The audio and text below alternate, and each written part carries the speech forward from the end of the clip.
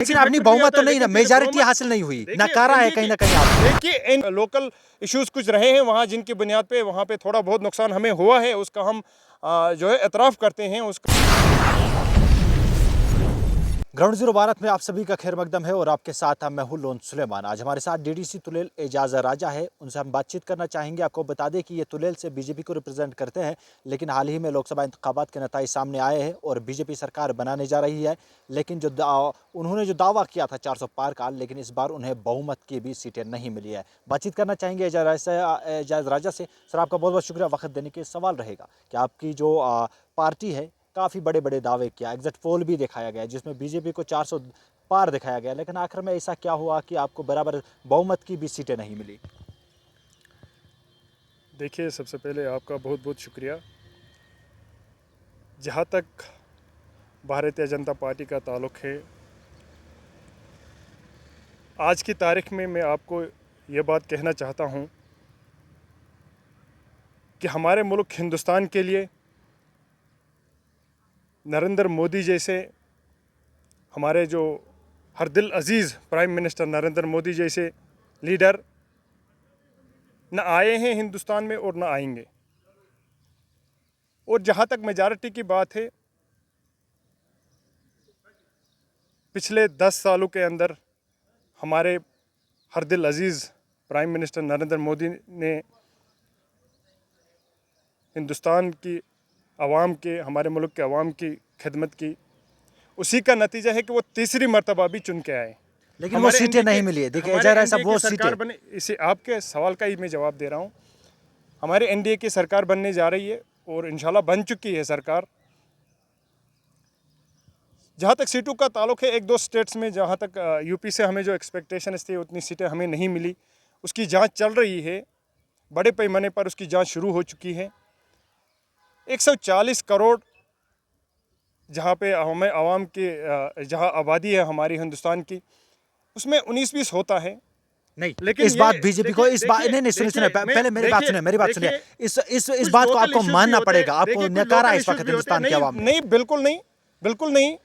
तीसरी मर्तबा ये एंटी इनकम्बेंसी, लेकिन अपनी बहुमत तो नहीं ना, मेजॉरिटी हासिल नहीं हुई, नकारा है कहीं ना कहीं आपको। देखिए, एनडीए एक साथ इलेक्शन लड़ रही थी। एनडीए जो हमारे अलायंस पर, नेशनल डेमोक्रेटिक अलायंस, एक साथ इलेक्शन लड़ रही थी। हमें 294 सीट्स मिली, हमने बहुमत हासिल कर लिए। लेकिन आपको 240 सीट बीजेपी को है, एनडीए की सीट के बगैर। वो 14 पार्टीज मिलके, सिर्फ उन्होंने 14 पार्टीज मिलके उन्होंने 234 सीटें हासिल की। बीजेपी ने अपने दम पर 240 सीटें हासिल की। कमी तो हुई है ना करीबन। देखिए, कुछ स्टेट्स में कुछ लोकल इश्यूज रहे हैं, उसकी जांच चल रही है।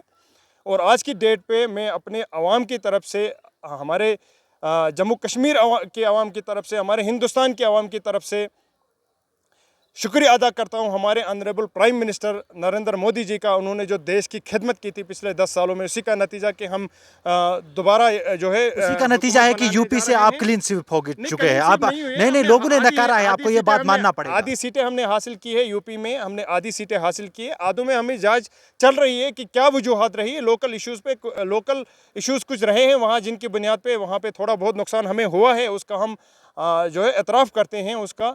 लेकिन आगे जाके आप देखेंगे इंशाल्लाह जो कमी पेशी रही होगी उसको दूर किया जाएगा, बहुत जल्द उसको दूर किया जाएगा। ऐसे मैं ये जानने की कोशिश करूंगा, इतने लोकल इश्यूज नहीं होंगे जिसमें भारतीय जनता पार्टी की अगर बात करते हैं, पिछली बार उनको मेजॉरिटी से सीटें मिली कि वो सरकार अकेले भी बना सकते हैं, लेकिन इस वक्त उन्हें एनडीए की जो अलायंस है उनकी, उन छोटी छोटी पार्टियों की जरूरत पड़ी है क्योंकि उन्हें खुद की मेजॉरिटी नहीं मिली है। तो इस बात को भाजपा को मानना पड़ेगा कि पिछले 5 सालों में जो काम उन्होंने किए थे उसकी वजह से कहीं ना कहीं हिंदुस्तान की आवाम ने उन्हें नकारा है, तो वो सीटें जो है वो अपोजिशन को मिली, अपोजिशन स्ट्रांग बन चुकी है। देखिए, मैं आपसे बिल्कुल भी सहमत नहीं रखता हूं। हमें मेजॉरिटी मिली है, एनडीए को मेजॉरिटी मिली है, एनडीए को मिली है, बीजेपी को नहीं। बीजेपी एनडीए के साथ हम अगर एनडीए से अलग होकर इलेक्शन लड़े इंडिविजुअली, अगर बीजेपी इलेक्शन में सिर्फ बीजेपी गई होती, बीजेपी पार्टी बन के, तो ठीक है, हम मानते कि हमें मेजॉरिटी नहीं मिली। लेकिन हम एनडीए के साथ लड़े हैं ना, पूरे नेशनल डेमोक्रेटिक अलायंस के साथ हम लड़े हैं। हमारे अलायंस को वहाँ पे लोगों ने सपोर्ट दिया, लोगों ने चुना, जो है हमारे ऑनरेबल प्राइम मिनिस्टर को चुना, सपोर्ट दिया हुकूमत बनाने के लिए। हम हुकूमत बनाने जा रहे हैं, तो इसमें क्या बीजेपी हो रहे हैं। देखिए, कुछ स्टेट्स में मैंने कहा कहीं लोकल इश्यूज रहे हैं, जैसे राजस्थान हो या हमारा ज़्यादातर हमारा यूपी से जो एक्सपेक्टेशंस थे उतनी सीटें हमें नहीं मिली हैं। हम उसका ऑलरेडी उसकी जांच शुरू हो चुकी है। इंशाल्लाह कुछ दिनों तक वो भी क्लियर हो जाएगा कि वहाँ पे क्या इश्यूज़ रहे हैं, तो इंशाल्लाह आगे आने वाले टाइम में वो भी दुरुस्त किया जाएगा। अब आपकी सरकार तो बनने जा रही है, क्या वाकई में जो लोगों की परेशानियां हैं वो दूर की जाएंगी, या फिर पिछले 5 सालों की तरह और भी लोगों को परेशानियां जो है वो जो मुसीबतें वो आज तक झेलते आए हैं वो झेलनी पड़ेगी? देखिए, हमारे हर दिल अजीज़ प्राइम मिनिस्टर नरेंद्र मोदी जी की सरबराही में हमारा देश मुस्तहकम है, तामीर और तरक्की में। चाहे इंटरनेशनल लेवल पे हमारे देश का इस वक्त डंका बजता है। सारे वर्ल्ड में जितनी भी बड़ी शख्सियतें हैं, सब ने हमारे ऑनरेबल प्राइम मिनिस्टर को मुबारकबाद दी, उनको तीसरी मरतबा प्राइम मिनिस्टर चुनने पर।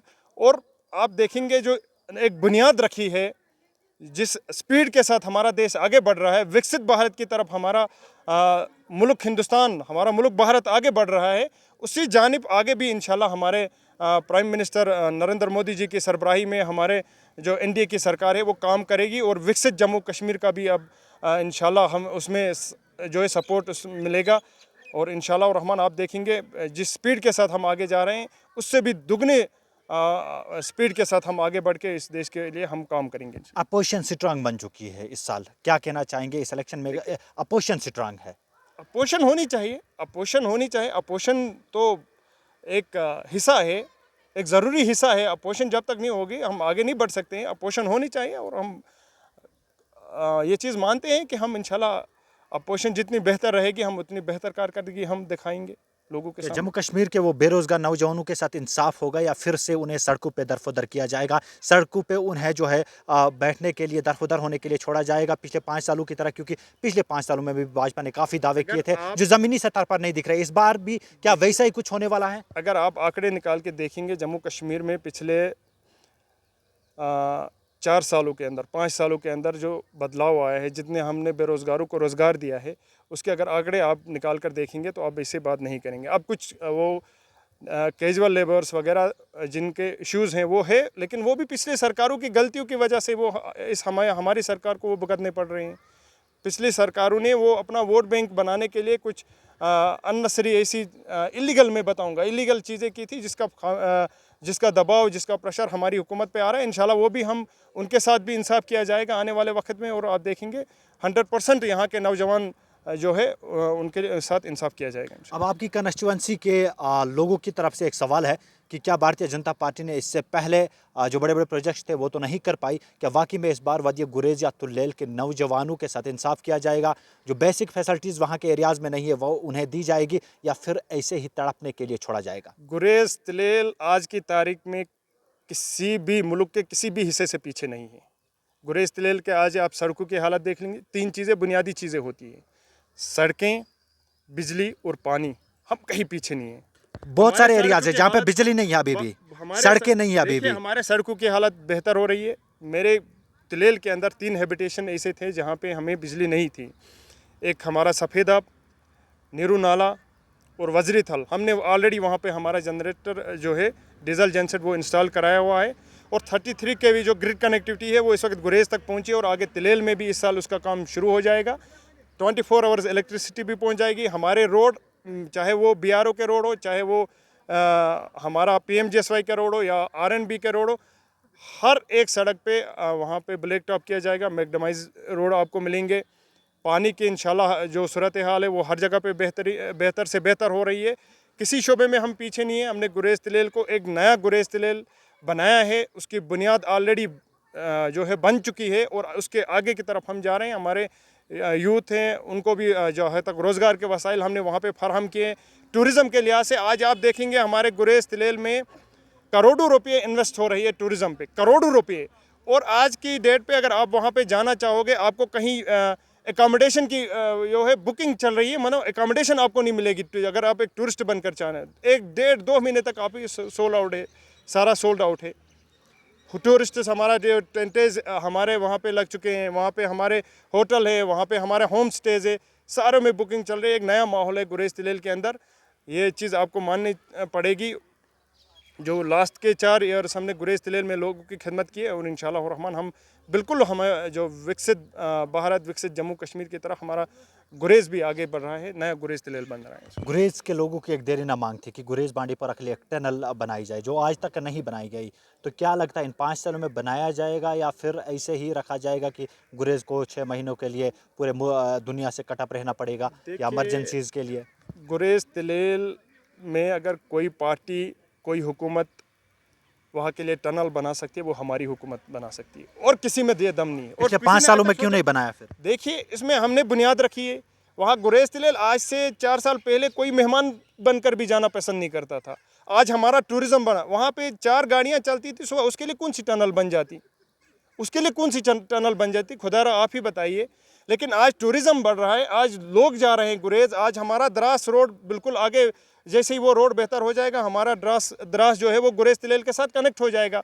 उसके बाद जब जैसे जैसे धीरे धीरे वहाँ पे आमद रफ्त बढ़ जाएगी और हुकूमत को वहाँ पे ये टनल है जो वो तो बनानी ही बनानी है किसी भी हालत में। और आप देखेंगे इंशाल्लाह, मुझे लगता है इसी सीज़न में जो है इसका ऐलान भी किया जाएगा। मैं एक्सपेक्ट कर रहा हूँ जैसे हमारे नई हुकूमत जैसे हलफ बर्दारी के बाद मैं कोशिश में दिल्ली जाने का, और हम वहाँ पे अपने ट्रांसपोर्ट मिनिस्टर के पास जाएंगे, और इंशाल्लाह उसका DPR भी ऑलरेडी बन चुका है, सिर्फ इसका काम लगना बाकी है, और उम्मीद करते हैं कि इस बार जल्द उसमें कोई फैसला लिया जाएगा। चलिए, बहुत बहुत शुक्रिया वक्त देने के लिए। Thank you so much. Thank you. आपको बता दें, DDC तुलेल एजाज राजा थे, जो तुलेल से बीजेपी को रिप्रेजेंट करते हैं। इनसे कई सवाल हमने रखे हैं कि पिछले 5 सालों में भाजपा ने जम्मू कश्मीर के अंदर क्या किया और अब हुकूमत बनाने के बाद क्या करेगी। लेकिन फिलहाल इनका कहना है कि जो काम हमें पेंडिंग रहे थे जम्मू कश्मीर के अंदर, वो इन 5 सालों में भाजपा करेगी। फिलहाल आने वाला वक्त तय करेगा कि भाजपा की सरकार कर पाती है या नहीं।